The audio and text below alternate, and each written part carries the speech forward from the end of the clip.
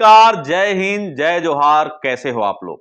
छत्तीसगढ़ सामान्य अध्ययन का ये सीरीज चल रहा है जिसके अंतर्गत आज के टॉपिक में छत्तीसगढ़ के राजकीय प्रतीक चिन्ह, राजकीय पशु पक्षी, गीत, राजकीय गमछा, छत्तीसगढ़ महतारी का अनावरण, राजभाषा आयोग, जिला और संभाग गठन का विस्तार पूर्वक आज के टॉपिक में हम चर्चा करेंगे। टॉपिक काफी महत्वपूर्ण है, तो चलिए फटाफट शुरू करते हैं आज का टॉपिक राजकीय पशु से। छत्तीसगढ़ सरकार ने राज्य निर्माण के गठन के बाद अपनी राजकीय पशु वाइल्ड बेफेलो वन भैंसा को घोषित किया है। प्रत्येक राज्य में अपनी राजकीय पशु होता है, तो हम लोगों ने भी अपनी राजकीय पशु किसे घोषित किया है? वन भैंसा को, जिसका जूलॉजिकल नेम है बेबुलस बुबेलिस।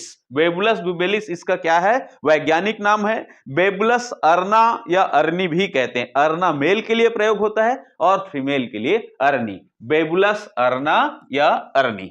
अब इसका छत्तीसगढ़ में हम संकेंद्रण को देख लेते हैं, तो छत्तीसगढ़ के दो अभ्यारण्य, उदंती अभ्यारण्य और पामेड़ अभ्यारण्य, उदंती और पामेड़ अभ्यारण्य तथा इंद्रावती राष्ट्रीय उद्यान में ये पाए जाते हैं। कौन कौन से अभ्यारण्य?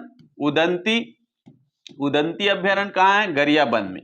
पामेड़ अभ्यारण्य बीजापुर तथा इंद्रावती नेशनल पार्क इसका मुख्य रूप से निवास स्थान है। किसका?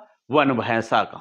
छत्तीसगढ़ में पाए जाने वाला वन भैंसा जो है सबसे शुद्धतम नस्ल का है। भारत में इससे शुद्धतम नस्ल का वन भैंसा नहीं पाया जाता। ये शाकाहारी जंतु है और इनकी जो विशेषता है ये बहुत बलिष्ठ है, लेकिन इनकी जो संख्या है लगातार कम हो रही है। इनको संरक्षण की जरूरत है और इनको सबसे अधिक क्षति पहुंच रहा है शेरों के शिकार करने की वजह से, मानव तस्करी या मानव शिकार के द्वारा।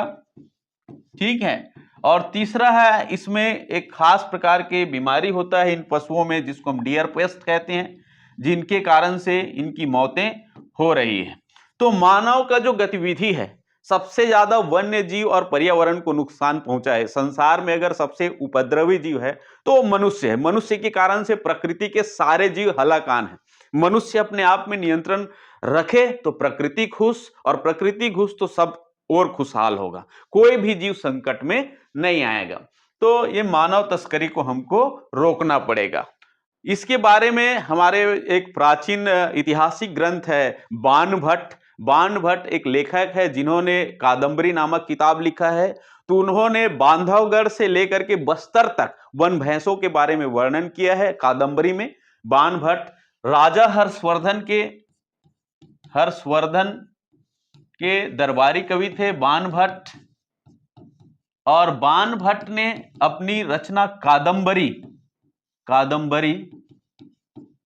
ठीक उसमें वर्णन किया है कि बांधवगढ़ से लेकर के बस्तर तक ये पशु जो है पाए जाते हैं। तो ये भी प्रश्न बन सकता है कि कौन सा जो ऐतिहासिक किताब है जिसमें वन भैंसा के बारे में जिक्र है कि वो बांधवगढ़ से बस्तर तक क्या है ये पाए जाते थे। तो राजा हर्षवर्धन पुष्यभूति वंश का जो शासक वर्धन वंश का जो शासक है हर्षवर्धन, उसका जो दरबारी कवि है बाणभट्ट, और बाणभट्ट के जो रचना है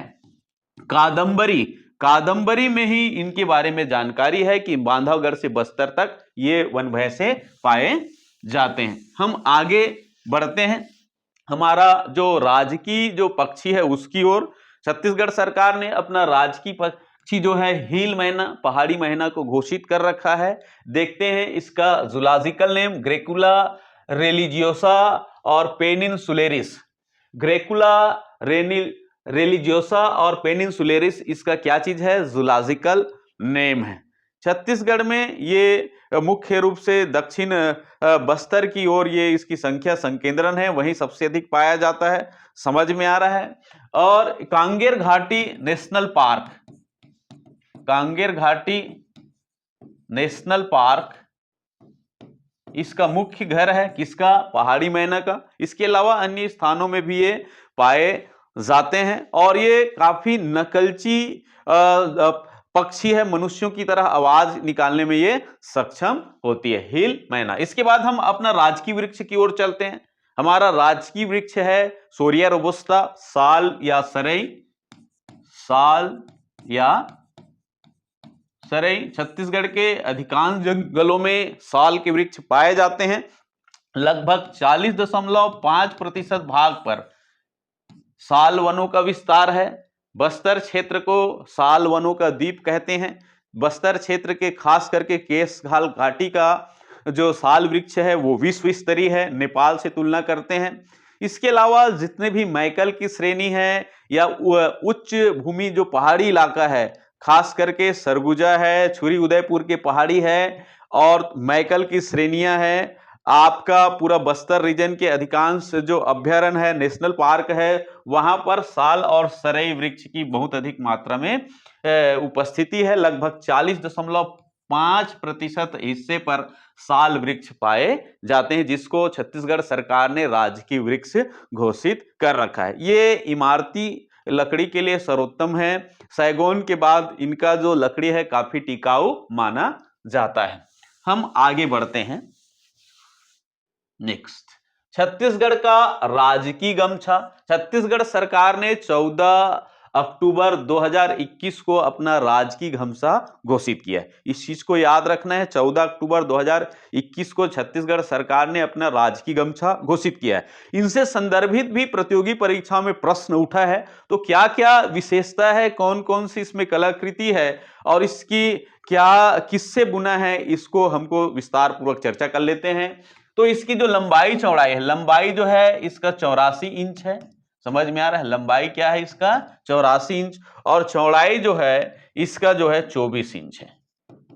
लंबाई चौड़ाई कितना है 84 24 इंच में 84 इंच चौड़ा है, लंबा है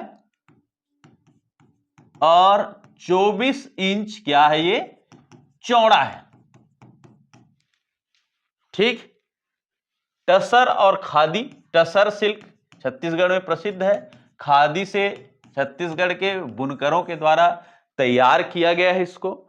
इससे इनकी जो कलाकृतियां हैं उनसे अक्सर प्रश्न बन रहे हैं, बना हुआ है। 2021-22 के प्रतियोगी परीक्षाओं में इनसे प्रश्न पूछे गए हैं। तो इसके अंतर्गत कौन कौन से कलाकृति है उसको हम देखते हैं। छत्तीसगढ़ का गोदना चित्रकारी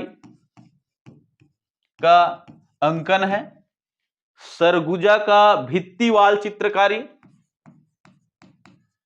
सरगुजा का भित्तिवाल चित्रकारी, भित्ति कला, समझ में आ रहा है, इसका दृश्यांकन है। इसके अलावा मांदर वाद्य यंत्र के साथ नृत्य करती महिलाएं हैं।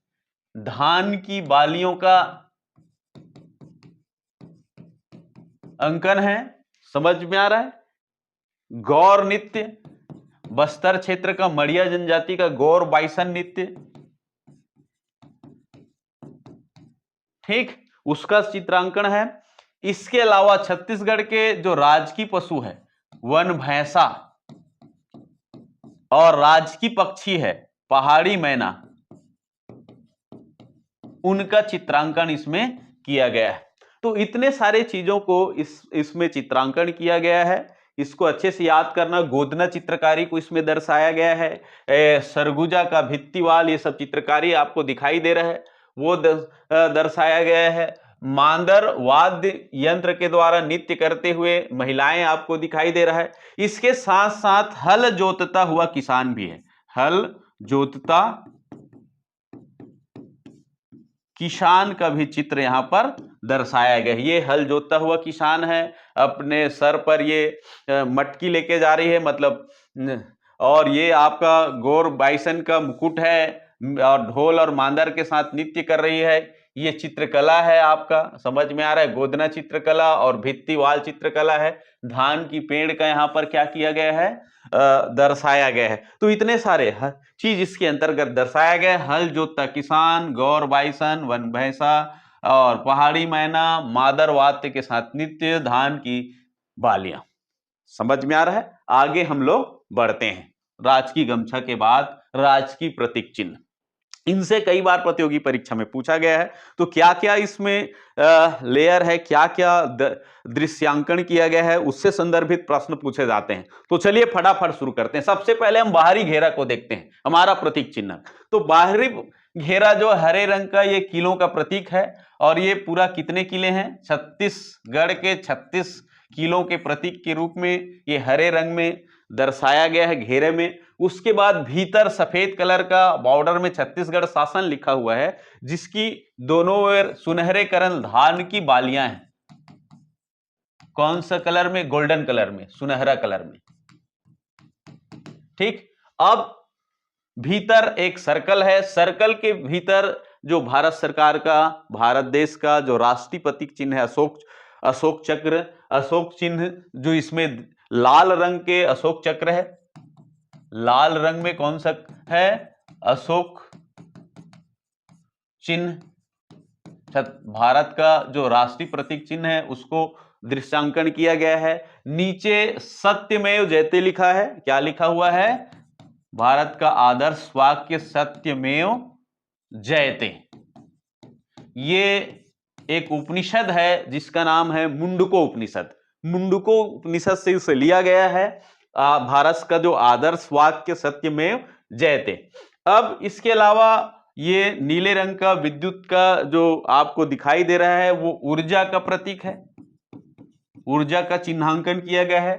तथा दोनों के बीच में तिरंगा झंडा, तिरंगा हमारा प्रतीक चिन्ह, उसका 3 रंगों का यहां पर दर्शाया गया है, किसमें, हमारा राजकीय प्रतीक चिन्ह के अंतर्गत। तो इतनी बातें हैं राजकीय प्रतीक चिन्ह में। इसके बाद हम देखते हैं राजकीय गीत।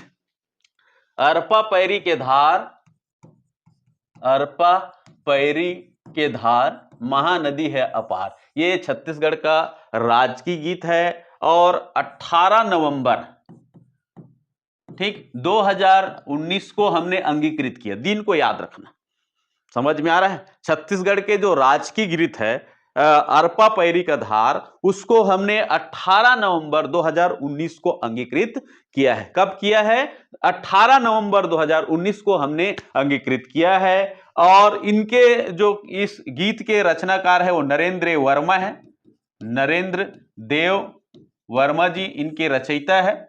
समझ में आ रहा है। जो मूल गीत है वो 6 सेकेंड और 6 मिनट 36 सेकेंड का है।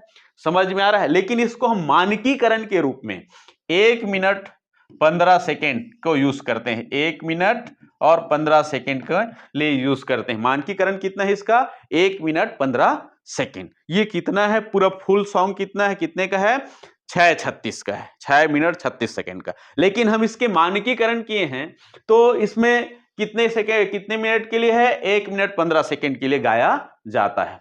तो ये है अरपा पैरी के धार, हमारा राजकीय गीत। 18 नवंबर 2019 को हमने इसको अंगीकृत किया है। इनके जो कवि है नरेंद्र वर्मा जी है। 6 मिनट 36 सेकेंड का इसकी फुल सॉन्ग है। हमने अंगीकृत किया है 1.15 मिनट को। समझ में आ रहा है। आगे हम बढ़ते हैं। ठीक, छत्तीसगढ़ महतारी का मूर्ति का अनावरण हुआ है। यह कांस्य प्रतिमा है और 1 नवंबर 2022 को इसका अनावरण किया गया। 11 फुट ऊंचा और 1200 किलोग्राम वजनी है, कांस्य प्रतिमा है, जिसके मूर्तिकार है पद्मश्री J.M. नेल्सन। छत्तीसगढ़ के प्रसिद्ध मूर्तिकार है जे लिंसन, जो भिलाई वासी है। समझ में आ रहा है। बीएसपी के संरक्षण में है और भारत सरकार ने इसको मूर्ति कला के क्षेत्र में, कला के क्षेत्र में पद्मश्री से नवाजा है। और उसी व्यक्ति ने इस मूर्ति का निर्माण किया है। कांस्य प्रतिमा है जिसे रायपुर के कलेक्टर चौक में इसको क्या किया गया है, स्थापित किया गया है। आगे हम बढ़ते हैं। छत्तीसगढ़ राजभाषा आयोग। छत्तीसगढ़ी भाषा को प्राथमिकता देने के लिए, कामकाज में महत्व देने के लिए और शिक्षा का माध्यम बनाने के लिए राजभाषा आयोग की गठन किया गया। तो पहली बार इसके संदर्भ में छत्तीसगढ़ के जो विधानसभा है उसने 28 नवंबर 2007 को राजभाषा विधेयक बिल जो है विधानसभा में पारित किया गया। इसलिए इस दिन को हम क्या कहते हैं, राजभाषा आयोग दिवस के रूप में मनाते हैं। तो 28 नवंबर 2007 को हमने विधानसभा में छत्तीसगढ़ राजभाषा के संदर्भ में बिल पारित किया, इसीलिए प्रत्येक वर्ष 28 नवंबर को हम राजभाषा दिवस के रूप में मनाते हैं। किसके रूप में मनाते हैं? राजभाषा दिवस के रूप में। समझ में आ रहा है? इसका विधिवत आयोग का जो मुख्यालय है उसको उद्घाटन किया गया 14 अगस्त 2008 को। 14 अगस्त 2008 को इसका विधिवत मुख्यालय का उद्घाटन हुआ, मतलब राजभाषा आयोग का गठन हुआ है, मान के चलो। तो इसमें 2 डेट को हमको याद करना है। 14 नवंबर 2007 को राजभाषा आयोग का जो विधेयक पारित हुआ है, ठीक, इसलिए इस दिन को हम राजभाषा आयोग दिवस के रूप में मनाते हैं, राजभाषा दिवस के रूप में मनाते हैं। और 14 अगस्त 2008 को राजभाषा आयोग की स्थापना दिवस के रूप में मनाते हैं। तो दोनों डेट अलग है, एक राजभाषा आयोग की स्थापना दिवस है और 28 नवंबर को हम प्रत्येक वर्ष राजभाषा दिवस के रूप में मनाते हैं। अब इसको बनाने के पीछे हम उद्देश्य को समझते हैं, तो इनका 3 प्रमुख उद्देश्य है। सबसे पहले छत्तीसगढ़ी भाषा को संविधान के 8वीं अनुसूची में शामिल करना एक उद्देश्य है। संविधान की जो 8वीं अनुसूची है उसमें 22 भाषाओं का उल्लेख है। समझ में आ रहा है? छत्तीसगढ़ से कम संख्या वाले, कम बोलने वाले भाषा भी उसमें शामिल है। छत्तीसगढ़ में तो लगभग 2 करोड़ से अधिक लोग, अब वर्तमान में बोला जाए तो लगभग 2 करोड़ से अधिक लोग जो है इस भाषा को बोलते हैं। तो ये हमारे लिए आत्मस्वाभिमान की बात है। इसीलिए हमने राजभाषा दिवस आयोग का गठन किया है कि छत्तीसगढ़ी भाषा को हम क्या करें, 8वीं अनुसूची में शामिल कर सकें। दूसरा चीज है राजकाज का भाषा बनाया जा सके, राजकीय कार्य का भाषा हो, छत्तीसगढ़ी में राजकीय कार्य हो, राजकीय कार्य को पूर्ण किया जा सके, जितने भी सरकारी काम है वो छत्तीसगढ़ी भाषा में हो। तीसरा है शिक्षा में त्रिभाषा पाठ्यक्रम या त्रिभाषी पाठ्यक्रम को लागू करेंगे। पाठ्यक्रम को लागू करने का विचार है जिसमें एक भाषा छत्तीसगढ़ी में होगा। छत्तीसगढ़ सरकार इसके ऊपर आगे बढ़ रही है। लगभग 1ली से 5वीं तक की जो आगामी सत्र में छत्तीसगढ़ी भाषा में ही पढ़ाई लिखाई होगी। नई राष्ट्रीय शिक्षा नीति में यह बात का भी जिक्र है कि स्थानीय मातृभाषा में शिक्षा का माध्यम होना चाहिए। यह वैज्ञानिक तथ्य भी है। वैज्ञानिक लोगों का मानना है, जो रिसर्च है, कि दुनिया में जिन जिन देशों ने अपनी मातृभाषा में शिक्षा कर रखा है वहां के बच्चे ज्यादा अच्छे से सीख पाते हैं, क्योंकि वो मदर टंग लैंग्वेज के प्रकोप में, मतलब उसके प्रभाव में ज्यादा रहता है। तो इसी को ध्यान में रखते हुए जो नई राष्ट्रीय शिक्षा नीति बना है उसमें इस बात का विशेष रूप से एक प्रावधान किया गया है कि जो प्राथमिक स्तर का है और मिडिल स्तर का है, कम से कम प्राथमिक स्तर की जो पढ़ाई लिखाई का माध्यम हो वो उनके जो मातृभाषा है, मदर टंग लैंग्वेज है, उसमें होना चाहिए। तो छत्तीसगढ़ में छत्तीसगढ़ी जो है उसका मदर टंग लैंग्वेज है, मातृभाषा है, तो इसमें पढ़ाई लिखाई होना चाहिए। इसके साथ साथ गोंडी, कुरुक, हल्बी जो है भी छत्तीसगढ़ की मातृभाषा है, तो उनको भी पाठ्यक्रम में शामिल किया जा रहा है। तो इसको हमको याद रखना है। अब ये राजभाषा आयोग जो है 2 प्रकार के उद्यम कर रहा है। एक उद्यम है माई कोठी योजना। माई कोठी योजना, माई कोठी योजना के अंतर्गत छत्तीसगढ़ भाषा से संदर्भ जितने भी साहित्य है, प्राचीन साहित्य है जो छत्तीसगढ़ी में लिखा गया है, और इनसे संदर्भित जो भी साहित्य है, साहित्य का संरक्षण करना, साहित्य और किताबों का क्या करना है, संरक्षण करना, माई कोठी योजना। और दूसरा है बिजहा योजना। बिजहा योजना के अंतर्गत छत्तीसगढ़ भाषा से संदर्भित जितने भी शब्द है वो लुप्त हो रहे हैं। लुप्त हुए छत्तीसगढ़ी भाषा को क्या करना है, संग्रहित करना है, संरक्षित करना है, ताकि शब्दकोश भंडार बढ़ सके और ज्यादा से ज्यादा हम मानकीकरण करके प्रभावी बना सके। इसलिए 2 योजना छत्तीसगढ़ राजभाषा आयोग चला रहा है। एक है माई कोठी योजना, समझ में आ रहा है, जिसके अंतर्गत साहित्य और किताबों को संरक्षण करना है। बिजहा योजना के अंतर्गत लुप्त शब्द को संरक्षित करना है। लुप्त हुए शब्द को क्या करना है, हमको संरक्षित करना है। हम आगे बढ़ते हैं। इनके आयोग के प्रथम अध्यक्ष थे श्यामलाल चतुर्वेदी जी, श्याम लाल चतुर्वेदी पहला अध्यक्ष थे, श्यामलाल चतुर्वेदी। ठीक, दूसरा है दानेश्वर शर्मा, दूसरा अध्यक्ष जो है कौन थे, दानेश्वर शर्मा थे। और इनका तीसरा अध्यक्ष है विनय कुमार पाठक जी, विनय कुमार पाठक जी, राजभाषा आयोग का तीसरा अध्यक्ष। चौथा अध्यक्ष का अभी गठन नहीं हुआ है, दिसंबर माह में इसकी गठन होने की चर्चा में थी। देखते हैं चौथा अध्यक्ष किसे बनाया जाता है। तो इनके अब तक 3 अध्यक्ष हैं। पहला अध्यक्ष है श्यामलाल चतुर्वेदी जी, दूसरा है दानेश्वर शर्मा जी, ठीक, तीसरा है विनय कुमार पाठक जी। ठीक, तो इसको याद रखना, ये प्रश्न कई बार पूछा जा चुका। आज का टॉपिक हम यहीं पर समाप्त करते हैं। नेक्स्ट टॉपिक में संभाग और जिले के गठन के बारे में विस्तार पूर्वक चर्चा करेंगे। जय हिंद।